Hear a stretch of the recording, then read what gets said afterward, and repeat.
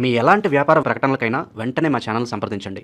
ప్రస్తుతం అంతా పాటు ప్రముఖ ఆధ్యాత్మికవేత్త వేదిక్ ఆస్ట్రాలజర్ గోనుగంట్ల సురేష్ బాబు గారు ఉన్నారు. గురువు గారితో మాట్లాడేద్దాం. నమస్కారం గురువు. మణికంఠ గారు నమస్కారం అండి. మే నెల ధనుసు రాశి వాళ్ళకి ఎలా ఉండబోతుంది? ఓవరాల్గా ఈ నెల వీళ్ళు ఎలాంటి జాగ్రత్తలు తీసుకుంటే విశేషం కలిసి వస్తుంది అంటారు?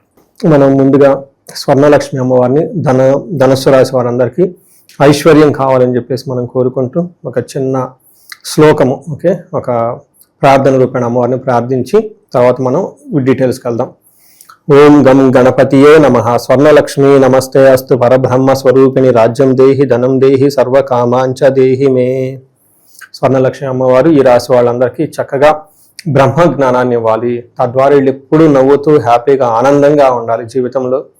అమ్మవారు అలా వాళ్ళని ఆశీర్వదించాలని చెప్పేసి కోరుకుందాం. అంతేకాకుండా అమ్మవారి వీళ్ళకి రాజ్యాధికారాన్ని ఇవ్వాలి, నాయకత్వ లక్షణాలని ఇవ్వాలి, జీవితంలో ఉన్నతంగా ఎదుగుతూ 10 మందిని వీళ్ళకి ఆదర్శంగా నిలవాలని చెప్పేసి మనం కోరుకుంటూ తద్వారా వీళ్ళకి విపరీతమైన ధనాన్ని, ఇష్టకామ్యాన్ని, సర్వ అర్ధ కామసిద్ధి, ఎన్ని కామ్యం వీళ్ళు కావాలని కోరుకుంటూ అది ఇమ్మీడియట్గా నెరవేరాలని చెప్పేసి మనం కోరుకుంటూ అమ్మవారికి వీళ్ళకి బాగా చక్కగా చూడాలని చెప్పేసి మనం కూడాను వాళ్ళకి అమ్మవారి తరపున ప్రార్థన చేస్తూ ముందుకెళ్దాం.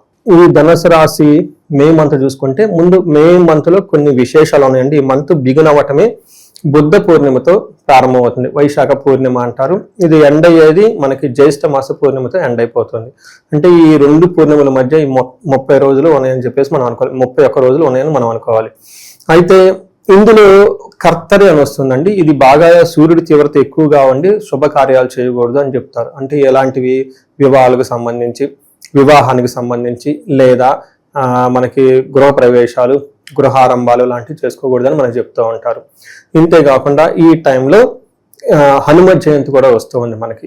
ఎవరికైనా ఈ రాశి వాళ్ళకి చాలా చాలా ముఖ్యం. ఎందుకంటే కొంతమంది ఆల్రెడీ కొన్ని ప్రాంతాల్లో హనుమత్ జయంతి జరుపుకున్నారు, కొన్ని ప్రాంతాల్లో 12వ తారీఖు కూడా జరుపుకుంటారు. 2 సార్లు జరుపుకునే ఆచారం ఉంది. కాబట్టి ఎవరికైనా ఈ మంత్లో జరుపుకున్న ఆచారం ఉంటే ఈ రాశి వాళ్ళు ఖచ్చితంగా జరుపుకోవాలి. ఎందుకంటే వీళ్ళకి అర్ధ అష్టమ శని నడటంతో కుటుంబంలోనూ లేదా బంధువుల ద్వారా లేదంటే సౌఖ్యంగా ఉండే వాటి ద్వారా విశేషంగా ప్రాబ్లం వచ్చి ఇబ్బంది పడిపోతారు. వీళ్ళు కొత్తగా పెళ్ళైన వాళ్ళు ఉంటే వాళ్ళకి ఇంకా ప్రాబ్లమ్స్ ఎక్కువ వస్తూ ఉంటాయని గమనించుకోవాలి. అందుకని ఈ యొక్క హనుమత్ జయంతిని చక్కగా జరుపుకోవటం వల్ల సమస్య తీవ్రత తగ్గి కొంతలో కొంత బాగుంటారని మనం గమనించుకోవచ్చు. అయితే ఈ మంత్లో 4 గ్రహాలు కూడా మారుతూ ఉన్నాయండి. అవి ఏంటంటే సూర్యుడు, బుధుడు, కుజుడు, శుక్రుడు గ్రహాలు మారుతూ ఉండటంతో చాలా వరకు వీళ్ళకి అనుకూలంగా ఉంది అని చెప్పుకోవచ్చు. అంటే ఒక బెస్ట్ టైంలో అయితే ఖచ్చితంగా ఉన్నారని మనం చెప్పుకోవచ్చు. కొన్ని చోట్ల ఛాలెంజెస్ కూడా ఉన్నాయి. సమరీ చెప్పుకుంటే వీళ్ళకి ప్రొఫెషనల్ మ్యాటర్స్లో చాలా బాగుంటారు, ఉత్సాహంగా ఉంటారు, ఆనందంగా ఉంటారు. రెండో విషయంలో జాగ్రత్తగా ఉండాల్సిన ధనం విపరీతంగా ఖర్చు అవుతారు ఈ టైంలో. మూడోది స్త్రీలు అయితే లేడీస్ అయితే జెంట్స్ ద్వారా కొంచెం ప్రాబ్లమ్స్ వచ్చే అవకాశం ఉందని గమనించుకోవాలి. అంటే టోటల్గా ఈ 3 ముక్కలు కనుక గుర్తుపెట్టుకుంటే మిగతాది మనకి టోటల్గా డీటెయిల్స్ తర్వాత చూడొచ్చు. ఇందులో ఉన్న నక్షత్రాలు చూసుకుంటూ వెళ్ళిపోతే మూల 1, 2, 3, 4 పాదాలు, పూర్వాషాఢ 1, 2, 3, 4 పాదాలు, ఉత్తరాషాఢ ఫస్ట్ పాదం అంతా ఇందులో ఉంటారు. మనకి పేరు బలం ప్రకారం చూసుకుంటే ఏ, యో, బా, బి, భూ, దా, భా, ధా, బే లెటర్స్ అంతా కూడా ధనుసు రాశిలో ఉంటారని గమనించాలి. ఇందులో మనకి లఘు గోచారం, సూక్ష్మ గోచారం ప్రకారం చూసుకుంటే వీళ్ళకి 6th హౌస్లో సూర్యుడు ఎంటర్ అవుతుంటూ ఇది సూర్యుడు ఎంటర్ అవటంతో ఇది చాలా చాలా ముఖ్యమైనది. ఒక లైఫ్లో ఒక పాజిటివ్ సిగ్నల్స్ చాలా బాగా వస్తుంది. లైఫ్ అనేది ఒక జంప్ ముందుకు వెళ్ళిపోతుంది అన్నమాట. సడన్గా ఏమంటారు, అప్పటిదాకా ఉన్న నిరాశ, నిస్పృహ మొత్తం పైకి వెళ్ళిపోయేసి ఉత్సాహంగా, ఎనర్జెటిక్గా, డైనమిక్గా తయారైపోతారు అనమాట. అలా లాస్ట్ ఏమంటారు, అప్పటిదాకా టెస్ట్ మ్యాచ్ స్లోగా ఆడిన వాళ్ళు కాస్త 2020 ఫైనల్ లాగా వెళ్ళిపోయినట్లు టకా ఫాస్ట్గా వెళ్ళిపోతూ ఉంటుంది లైఫ్ అంతా. వీళ్ళకి ఏం జరుగుతుందంటే అండి, 6వ స్థానంలో సూర్యుడు రావడంతో ఈ చేంజెస్ వస్తుందండి. సూర్యుడు గ్రహరాజు కాబట్టి, ఆయన పెద్ద ఆయన కాబట్టి ఆయన యాక్టివ్గా ఉంటే చాలా విషయాలు యాక్టివ్గా ఉంటారు. వీళ్ళకి 6వ స్థానంలో సూర్యుడు వస్తే ఏమవుతుంది, యత్న కార్య సాధనం. అప్పటిదాకా వీళ్ళు గనక బాగా హార్డ్ వర్క్ చేసే రిజల్ట్ రాకపోతే ఈ టైంలో వీళ్ళకి మంచి హార్డ్ వర్క్కి సంబంధించిన గుర్తింపు, ప్రమోషన్స్ అన్నీ వస్తుంది. అంతేకాకుండా సుసౌఖ్యాధీన్, కంఫర్టబుల్గా ఉంటారు, లగ్జరీగా ఉంటారు, దేహ ఆరోగ్యాది శారీరకంగా చాలా బాగుంటారు, సంతోషకరంగా ఉంటారు, ధాన్య లాభము, వస్త్ర లాభము, ఇలా రకరకాల లాభాలన్నీ కలుపుకొని ఉంటుంటారు, మనసులో ధైర్యంగా ఉంటారు అని మనకి శాస్త్రంలో వివరించడం జరిగింది. ఖచ్చితంగా వీళ్ళకి అలానే ఉంటుంది. ఇది కుజుడు వీళ్ళకి 5th హౌస్లో ఉండటం విపరీతమైన ఖర్చులు చేస్తారండి. అంటే వీళ్ళకి ఎడిక్షన్స్ ఎక్కువ, too much alcohol, too much travelling, too much movies చూడటం, నెట్ఫ్లిక్స్ చూడటం, ఇవన్నీ టూ మచ్ చేసేస్తూ ఉంటారు. దాంతో అవసరం ఉన్నా లేకపోయినా ముందు ఖర్చు పెట్టేస్తూ ఉంటారు. ఇది వీళ్ళకి కొంచెం జాగ్రత్తగా ఉండదు. ఎందుకంటే కాలాతీక్రమణ భోజనం, టయానికి భోజనం చేయరంట, ఇండిసిప్లిన్ గా ఉంటారు. దురితం కర్మ లాభచ్చ, ఏదైనా పని చేద్దాం అంటే చేసే రొటీన్గా చేసే పని ఏదో చేసి క్లోజ్ చేసేయండి, ఈ టైప్ షార్ట్ కట్స్ ఎక్కువగా చూసేస్తూ ఉంటారు.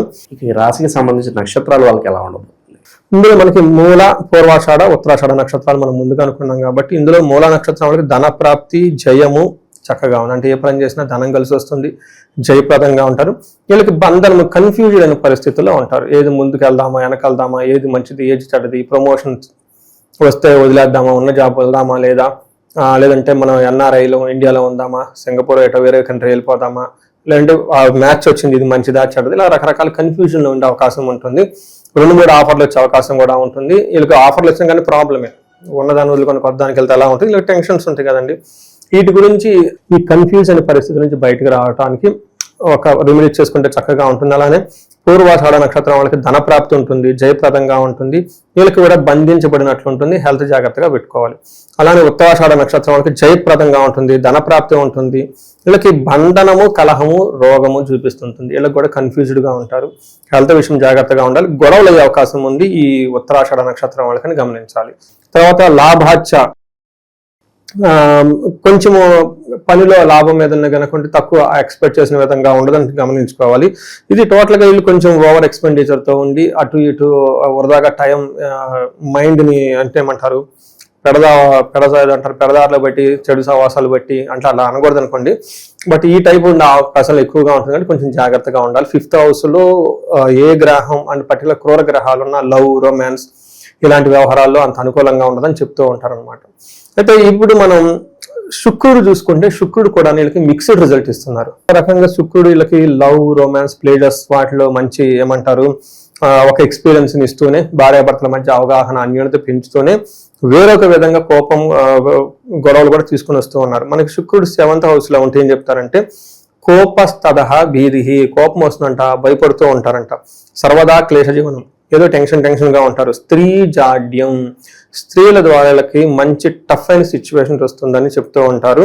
అంతేకాకుండా మేహ రోగాది, టీబీలు, షుగర్లు, బీపీలు ఇలాంటివి ఏమైనా ఉంటే కొంచెం ఎక్కువగా వచ్చే అవకాశం ఉంటుంది. బట్ బేసికల్గా ఏం చెప్తారంటే స్త్రీలతో భేదాభిప్రాయం, లేదా లేడీస్ కనుక ఉంటే వాళ్ళ ఆఫీస్లో కానీ, ఇంట్లో కానీ, ఇంట్లో వాళ్ళతో కానీ పురుషులతో భేదాభిప్రాయం, వీళ్ళు ఏదో చేయాలనుకుంటారు, వాళ్ళు వద్దు అని ఖచ్చితంగా నిర్మోహడం చెప్పేస్తూ ఉంటారు. దీంతో గొడవలు అయ్యే అవకాశం ఉంటుంది.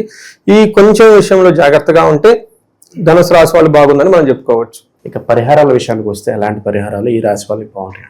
ఇందులో వీళ్ళకి కుజుడికి సంబంధించి పరిహారాలు ఎక్కువ చేసుకుంటూ ఉండాలి. ఆంజనేయ స్వామిని రెగ్యులర్ గా ధ్యానం చేసుకోవటం, గాయత్రి మంత్రం వచ్చిన వాళ్ళు గాయత్రి మంత్రాన్ని చక్కగా రెగ్యులర్ గా చాంట్ చేసుకోవటము, ఎక్కడైనా జంట నగలు కలిసి ఉన్న దగ్గర కందులు కుజుడికి సంబంధించి దానం చేస్తూ ఉంటే చాలా బాగుంటుంది.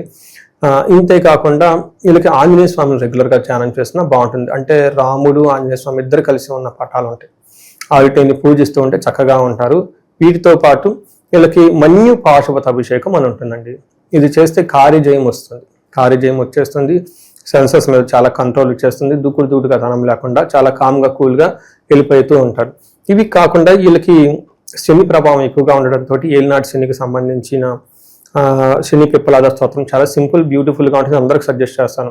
ఎందుకంటే ఈజీ వచ్చి మనకి ఎట్లా అంటే తక్కువ టైంలో ఎక్కువ రిజల్ట్ రావాలి కదా, మనకు అంత టైం ఉండదు కాబట్టి ఉదయం ఒకసారి, సాయంత్రం ఒకసారి శని పిప్పలాద స్తోత్రం చదువుతూ ఉంటే శని యొక్క నెగటివ్ ఇన్ఫ్లుయెన్స్ అంతా పోయి చాలా బాగుంటుంది. వీటితో పాటుగా హనుమాన్ కార్యసిద్ధి మంత్రం లేదంటే హనుమాన్ చాలీసా రెగ్యులర్గా చదువుకుంటూ ఉంటే బాగుంటుంది. వీళ్ళు ఎవరైనా బిజినెస్ పీపుల్ ఉన్నా, వీళ్ళ ఇంట్లో ముఖ్యంగా సింహరాశి వాళ్ళు ఉన్నా, కుంభరాశి వాళ్ళు ఉన్నా, మేషరాశిలో వాళ్ళు ఉంటే చాలా జాగ్రత్తగా ఉండాలి. హారోస్కోపులు అందరూ ఒకసారి చెక్ చేసుకొని 1-2 సార్లు పరిహారాలు చేసుకుంటే చాలా బాగుంటుందండి. అంటే ఎక్స్పీరియన్స్లో చాలా చూస్తూ ఉంటామండి హారోస్కోపులు. ఈ కాంబినేషన్లో ఉన్న హారోస్కోపులు ఈ టైంలో శని పీడల వాళ్ళ ఇంట్లో డబల్ ఉంటాయి. ఒక్కళ్ళు ఉంటేనే తట్టుకోలేము. ఆ ఇంట్లో ఇందాక చెప్పిన రాసులు వాళ్ళు ఉంటే డబల్ అయిపోతుంది, త్రిబుల్, ఇంకా ఎక్కడికైనా నిలిపోతారు అనమాట. ఉన్నటువంటి సడన్ గా ఫైనాన్స్ లాస్ అయిపోవటం, భార్యాభర్తల మధ్య అనవసరంగా గొడవలు వస్తాయి. ఈ టైంలో నేను చాలా మందిని చూశానండి. ఈ శని బాధ టైంలో అంతకుముందు వాళ్ళకి రాహుకేతులు అంతర్దశలు ఏమన్నా ఉన్నా కానీ, కావసరప దోషాలు ఉన్నా ఇవి ఈ టైంలో యాక్టివేట్ అయిపోతాయి. అలానే ఏమంటే క్రాస్ రిలేషన్షిప్స్ రావటం, అనవసరమైన ఈ టెన్షన్స్ అన్ని చాలా మందికి వస్తుంటాయి. కాబట్టి భార్యాభర్తలు ఇన్ కేసు ఎవరిని ఉన్నా కీలించి మేళించమన్నారు కాబట్టి చక్కగా ఉండాల్సిన కాపురం అనవసరంగా వేరే వాళ్ళ డిస్టర్బెన్స్ లేకుండా, అది ఏముండదండి, బట్ అది ఏమంటారు అపోహలు, అది టెన్షన్స్ ఎక్కువగా ఉంటాయి అనమాట. అవి లేకుండా చక్కగా ఒకసారి హారోస్కోప్ చూసుకొని అన్యోన్య దాంపత్య పాశుపత అభిషేకం చేయించుకోవటం, లేదా మనకి శనికి సంపూర్ణ శాంతి పూజలు చేయించుకోవటం. ఇన్ కేసు రాహుకేతులు ఏమైనా వీళ్ళకి దశల్లో ఉంటే చండీ హోమం ఇవన్నీ చేయించుకుంటే బాగుంటుంది. ఒక్కసారి ఎక్కడైనా స్ట్రక్ అయినట్లు అనిపించి సిచ్యువేషన్ మనకి out of the hands control చేసే విధంగా లేదు అనుకున్నప్పుడు వాళ్ళ ఓన్ హారోస్కోప్ చూసుకొని అందులో ఏముంది, ఎందుకు వస్తుందో, ట్రిగ్గర్ అవుతుందో తెలుసుకొని దానికి చక్కగా పరిష్కారాలు చేసుకుంటూ ఉంటే లైఫ్ 10 అంతలు ముందుకెళ్ళే అవకాశం చాలా ఎక్కువగా ఉంటుంది ఈ రాశి వాళ్ళకి.